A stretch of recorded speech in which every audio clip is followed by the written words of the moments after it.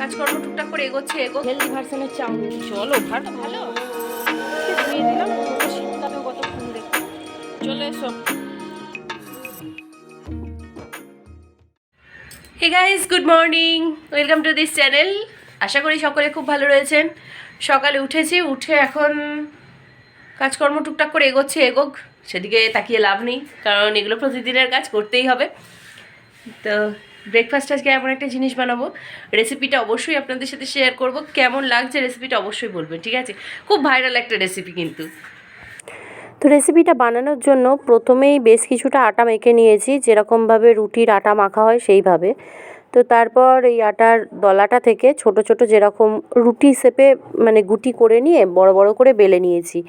এই বেলাটা একটু বেশ পাতলা করে বেলতে হবে, ঠিক আছে? যতটা পাতলা করা যায়, বেশ অনেকটা ময়দা ছড়িয়ে ছড়িয়ে আটা ছড়িয়ে ছড়িয়ে একদম পাতলা করে বেলে নিয়েছি। এবার এটাকে না মাঝখান বরাবর এভাবে কেটে নিচ্ছি, 4 ভাগ করে নিচ্ছি। এটা করে নিচ্ছি আমার সুবিধার জন্য। আপনারা চাইলে পাতলা পাতলা করে, মানে যত, এটা হচ্ছে খুব ধৈর্যের একটা কাজ, পরিষ্কার কথা, মানে এই রেসিপিটা বানাতে গেলে খুব ধৈর্য লাগবে। তো এবার 4টেকে পরপর, আমার তো একটু ধৈর্য কম জানেন, কিন্তু তারপরেও যাই হোক এই রেসিপিটা আমি করে উঠতে পেরেছি, এই অনেক। কিন্তু বিশ্বাস করবেন না, এই রেসিপিটা করার পর আমি বুঝলাম এতটা হেলদি রেসিপি সত্যিই হয় না। তো এবার এরকম সরু সরু করে এই আটাটা থেকে এটা কেটে নিচ্ছি। এটা খুব ভাইরাল একটা রেসিপি, বিভিন্নজন বিভিন্নভাবে করে। অনেকেই রুটিগুলো করেই একদম সিদ্ধ করে নেয়, কিন্তু আমি একবারে কেটে তারপরে সিদ্ধ করছি। অনেকে সিদ্ধ করে এগুলো এরকম সরু সরু করে কাটে। আমি এইভাবে প্রত্যেকটাকে কেটে নিচ্ছি। দেখলাম যেভাবে খুশি কাটলেই হলো, মোটা মোটাও করতে পারেন, আমি একটু সরু সরু করতে চেয়েছিলাম বলে এরকমভাবে করেছিলাম। তো লাস্টের দিকে আবার একটু করে ময়দা ঝরাচ্ছিলাম, তারপর আবার এগুলো হাত দিয়ে দিয়ে খুলেছিলাম। এই দেখুন সবগুলো কাটা হয়ে গেছে। এখানে আমি 4টে মতো রুটি করে সেখান থেকে এতটা হয়েছে, ঠিক আছে?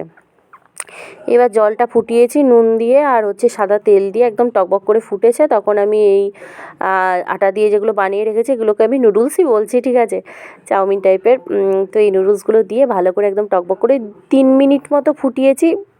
আটার নুডলসগুলো দেওয়ার পর দিয়ে ঝরিয়ে দিয়েছি জলটা, দিয়ে ঠান্ডা জলে যেরকম চাউমিন ধুয়ে রাখা হয় সেভাবে ধুয়ে রেখে দিয়েছি। এইদিকে আবার সাদা তেল গরম করেছি, গরম করে একদম ছোট্ট ছোট্ট করে কেটে রাখা রসুন আর কাঁচা লঙ্কা কুচি দিয়েছি। এই লাল যেগুলো দেখতে পাচ্ছেন এগুলোও কিন্তু কাঁচা লঙ্কা, মানে পাকা লঙ্কা আর কি, একদম ছোটো ছোটো করে কেটে দিয়ে দিয়েছি তেলেতে। এবার একটুখানি রসুনটা এটা ভাজা হয়ে এলে, খুব একটা না, অল্প অল্প ভাজা হলে এর মধ্যে পেঁয়াজ কুচো দিয়ে দিয়েছি। এবার পেঁয়াজটা দিয়ে ভালো করে ভাজছি। এবার পেঁয়াজটা দিয়ে খুব বেশি ভাজবো না, কারণ আমরা তো চাউমিন এমনি একটু কাঁচা পেঁয়াজ ওপর থেকে ছড়িয়ে খাই, সেই জন্য আমি খুব বেশি আর ভাজি না। একটুখানি নাড়াচাড়া করে নিয়ে ওই বাদবাকি যা সবজি আছে দিয়ে দিই। তো আজকে ঘরেতে মোটামুটি গাজর, তারপরে আপনার বিনস, এগুলো ছিল, তো এগুলোই দিচ্ছি। এমনি মটরশুঁটি শেষ হয়ে গেছে, সেই জন্য মটরশুঁটিটা আর দেওয়া হলো না। ক্যাপসিকামও ছিল না, নাহলে ক্যাপসিকাম, মটরশুঁটি, চিকেন চাইলে চিকেন, প্রন সব কিছুই দেওয়া যায়। তো তারপরে দীপ তো ছিল না, দীপ অফিস থেকে ফিরলো, ফিরে ওকে জিজ্ঞাসা করলাম ডিম দেবো কিনা, বললো হ্যাঁ ডিমও দাও। তো আবার লাস্টে একটা ডিমও দিয়েছিলাম। আগে যদি বলতো তাহলে আমি আগেই ডিমটা ভুর্জি বানিয়ে তুলে রাখতাম, আর যেহেতু আগে বলেনি তাই ভাজতে ভাজতেই দিয়ে দিয়েছিলাম। তো পেঁয়াজটা দেখুন মোটামুটি হালকা একটু নরম হয়েছে, বা সরু সরু করেই কেটে রেখেছিলাম আজকে গাজর আর বিনসটা, তো দিয়ে দিলাম। এবার ভালো করে ভেজে নেব। আর চাইলে ফুলকপিও দিতে পারেন, ভালোই লাগবে আশা করছি। আমাদের বাঙালি চাউমিনে যেরকম দেওয়া হয় সব কিছুই দেওয়া যায়, কোনো ব্যাপার নয়। আর মেনলি দেবো নুন আর গোলমরিচ, এই দুটো তো লাগবেই। তাও জানেন আজকে আমার সয়া সসটা ঘরে শেষ হয়ে গেছে, নাহলে কিন্তু সয়া সসটাও মানে দেয়া যায় মানে দিতে হবে, ঠিক আছে? আমার সয়া সস শেষ হয়ে গেছে বলে আমি একটু ভিনিগার দিয়ে ম্যানেজ করে নিয়েছি ব্যাপারটা। তো যাই হোক, দেখুন এখানে এগুলো তো সমস্ত ভাজা হয়েই এসছে। এবার ডিমটা দিয়ে দিচ্ছি। ডিমটা দিয়ে একদম এইখানেতেই ভুর্জি বানাবো, ওই জন্য এক পাশে করে দিয়েছি। দেখবেন তড়কা করলে কিন্তু আমি এরকম ভুর্জি বানাই না। তড়কা করলে হয় আগে ভুর্জি বানিয়ে তুলে রেখে দিই, না হলে একদম পুরো মিশিয়ে দিই। কিন্তু এটা যেহেতু ডিমটা একটুখানি আমি ভুর্জি টাইপের রাখতে চাইছি, ওই জন্য এক জায়গাতেই ডিমটাকে ঘেঁটে আগে ভেজে নিলাম কিছুক্ষণ, যাতে ওই যে ফরমেশনটা ডিমের হয়ে যায় আর কি, ছোটো ছোটো ছোটো ছোটো। তারপরে এটা মেশাবো, তাহলে কী হবে, ঘাঁটা ঘাঁটা ব্যাপারটা হবে না, ডিমটা একটুখানি মুখে পড়লে ভালো লাগবে। আর যদি একদম এক্ষুনি যদি এমনি তড়কা করলে আমি এখনই এই সবজির সাথে মিশিয়ে দিতাম ডিমটাকে, কিন্তু এখন চেষ্টা করছি যতক্ষণে মানে ডিমটা এখানেই আর কি পুরো দানা হয়ে যায়। তো দেখুন নাড়াচাড়া করতে করতে কিন্তু ডিমটার ফরমেশন হয়ে গেছে। এবার একটুখানি ডিমটার মধ্যে নুন গোলমরিচ ঢেলে দিলাম। আগেও যখন ডিমটা ফাটিয়ে দিয়েছি তখনও কিন্তু এর মধ্যে নুন গোলমরিচ দিয়েছিলাম, তো এখানে আরেকবার দিয়ে দিলাম। সব মোটামুটি ভাজা হয়ে গেলে এর মধ্যে এবার ধনেপাতা কুচি দিয়ে দিচ্ছি। কোনো দিন এর আগে আমি চাউমিনে ধনেপাতা দিইনি, স্প্রিং অনিয়নটা দিয়েছি, কিন্তু এই প্রথম ধনেপাতা দিলাম, দেখলাম ভালোই খেতে লাগছে। কিন্তু আসলে যা দেবেন তাই হবে, আমরা তো বাঙালি বলুন। কোন দিন দেখবো যে পটল ঝিঙেও দিতে শুরু করে দিয়েছি চাউমিনের মধ্যে, তাই না?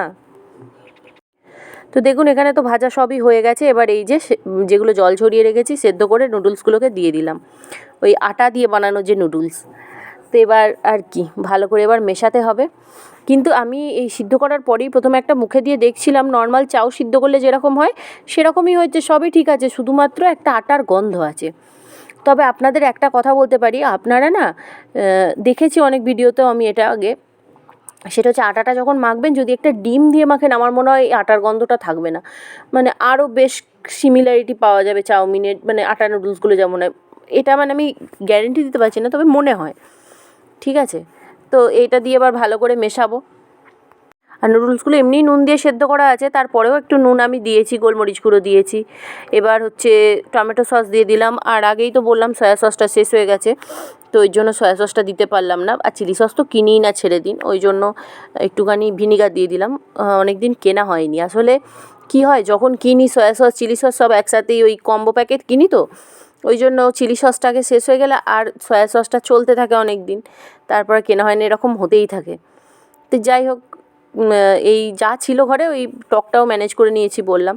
তো সব কিছু দিয়ে এভাবে নেড়ে চেড়ে পুরো রেডি করে নিয়েছি। তো সব কিছু দিয়ে নাড়াচাড়ার পর মনে হলো কী যেন একটা নেই, কী যেন একটা নেই। তারপর মনে পড়লো এইটা আমি তো ম্যাগি মশলাটাই দিইনি। তারপর খুঁজে পেতে দেখলাম মাথাতেও নেই ম্যাগি মশলার কথা। তারপর যাই হোক খুঁজে পেতে দেখলাম যে একটা ম্যাগি মশলার পাতা আছে, সেটাই ওই হাফ প্যাকেট মতো ঢেলে দিলাম, ব্যাস রেডি হয়ে গেল। ম্যাগি মশলাটা দিয়ে ভালো করে মিশিয়ে দিচ্ছি, ব্যাস একদম রেডি পুরো। বেশ ভালো খেতে হয়েছিল জানেন। এটা আলাদা। কি গো, কি হলো? এই যে বানিয়ে ফেলেছি হেলদি ভার্সনের চাউমিন, খেতে কিন্তু ভালোই হয়েছে জানেন। দেখি দীপকে দিয়ে কী বলে দেখি। নাও, এদিকে আর এক সদস্য এসেছেন, ওনাকেও দেয়া হয়েছে। ভালো ভালো ভালো খেতে না বাজে খেতে? বাজে খেতে খাবে? ভালো না বাজে ওটা?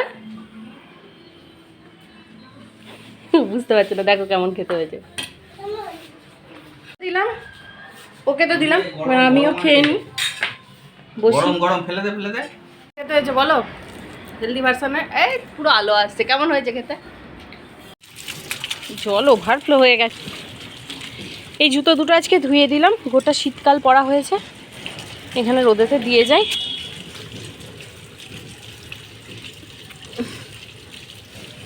আর এই একটা গাছ জলও লাগে না, কিছুই লাগে না, শুধু ফুল দিয়ে যায়।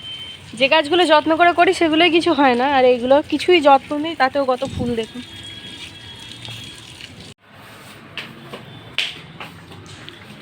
চলে এসো। তো দুপুরে লাঞ্চের মেনু তো দেখতেই পাচ্ছেন, মাঝে মধ্যে এরকম খাবার খেতে কিন্তু খুব ভালো লাগে, আমার কাছে তো পুরো একদম অমৃতের সমান লাগে। তো যাই হোক, ভিডিওটা তো অনেকটাই বড় হয়ে গেছে, তাই এবেলাতেই আজকে গল্প শেষ করে দিলাম। সকলে ভালো থাকবেন, অ্যান্ড টাটা।